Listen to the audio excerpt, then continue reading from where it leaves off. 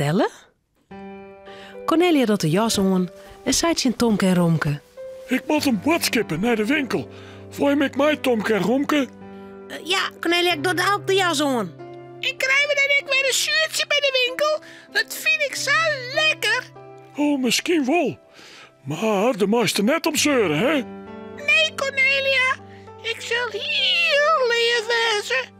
En net door de winkel draven, nou. Nee, zullen we voort? We weten het nou wel. Goed. Ik krijg de tas. En de beurs. En het briefje met de boodschappen op steen. En... Nou, zo. Ik ben klaar. Fleurig stappen Romke, Tomke en Cornelia naar de winkel toe. Het is een hele grote winkel. Een supermerk. Maar ik een winkelkarke helje, Cornelia? Wij hoeven net een karken. Ik krijg mijn korken. Ik hoef net zo volle boodschappen. Wat moeten we hebben, Cornelia? Koekjes? Nee, geen koekjes. Even op mijn briefje zien. Een pak molken. Ja, ik haal hier de molken wel op. Ik wil ook wat ophalen. Wat moeten we nog meer hebben, Cornelia? Een netje vol mandarijnen. Die haal ik op. Ik weet wel wat ze menen. Tomke en Romke draven door de winkel. Cornelia doet ik wat in het kwarken. Pakje boter en een potje jam. Al gauw komen Romke en Tomke met de boodschappen weer om. Het kwarken is al aardig vol. Kleer, wat moeten we nog meer hebben, Cornelia? Even op mijn briefje zien. Molken, mandarijn, jam, boter. Oh ja, en ballen zelfs. Hoors kunnen we net eten. Ik draaf al. Ik in mij. Net in een winkel draven. Wat zei ik nou? Togen niet dat je binnen. Hier is de bal al. Maar we nog meer, hè? Nee, nou ben we klaar. We kunnen naar de kassa ta. Ze rennen de winkel terug naar de uitgang met de kassa's. Onderwijs komen ze bij een planken met al je boekjes langs. Maar je een boekje, ha, Cornelia? Ah, toe. Maar Sjen, ze gaan naar je boekjes. Nou, doe dat maar. Yes. Maar het past net meer in mijn korken. Ik bewaar het wel zo lang in mijn boekenbuk. Dat is makkelijk, Cornelia. Ze komen bij de kassa. Cornelia zet de boodschappen op de baan. De ballen, de mandarijn, de boter en de jam. De vrouw pakt ze beet en houdt ze voor de scanner. Als ze klaar is, vraagt ze... Is dat alles? Cornelia, doe haast nog wat in die... Stil nou, Tomke. Ik moet toch even op mijn briefje zien. Molken, boter, jam, ballen. Ja, dat is alles. Hoeveel moet ik betalen? Cornelia, doe haast nog wat vergeten. Nee, hè?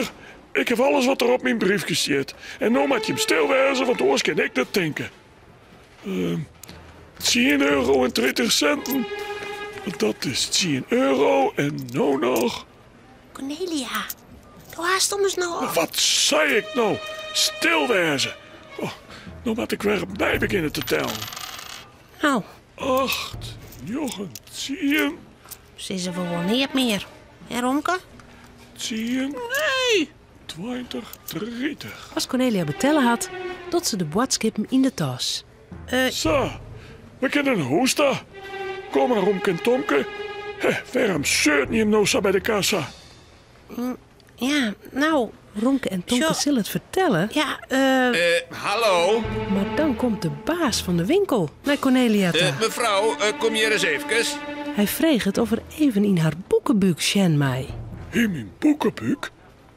Oh, waarom wil je in mijn boekenbuk zijn? De winkeljuffrouw denkt dat je een boekje stellen ha. En dat zit in jouw boekenbuk. Huh? Cornelia schrikt raar. Ze doet haar poot in de boekenbuk. En Oh, daar is het boekje. het boekje. Oh, dat wil ik heel nog vergeten. Ja, dat zeggen ze al hier. Jo, hebben het boekje stellen. Maar komen uit het kantoor graag. Cornelia mat mij naar het kantoor. Ze vertelt hoe het gaan is. Dat het boekje net meer in het korken paste. En dat ze het zo lang maar in haar boekenbuk bewaren hier. Nou, en toen ben ik het vergeten. Wij vonden het hield iets in die sissen, Cornelia. Maar dat was net naar uw jaren. Wat had ik dom best. Het spijt mij, winkelman. Ik zal het nooit weten. Gelukkig is het een aardige winkelman. Hij kent Cornelia wel.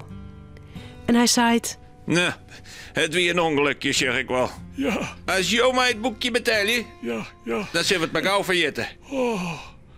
dank je wel. En nou maar gauw naar Hoesta. Ja, Gelukkig. lekker eten. Ik heb zo'n honger gekregen van het boodschapje. Ja. Romke, Cornelia en Tomke zullen sliepen. Het verhaaltje is nou uit. Voordat ze op haar bedje kroepen, jouwen ze daar nog gauw een tuut.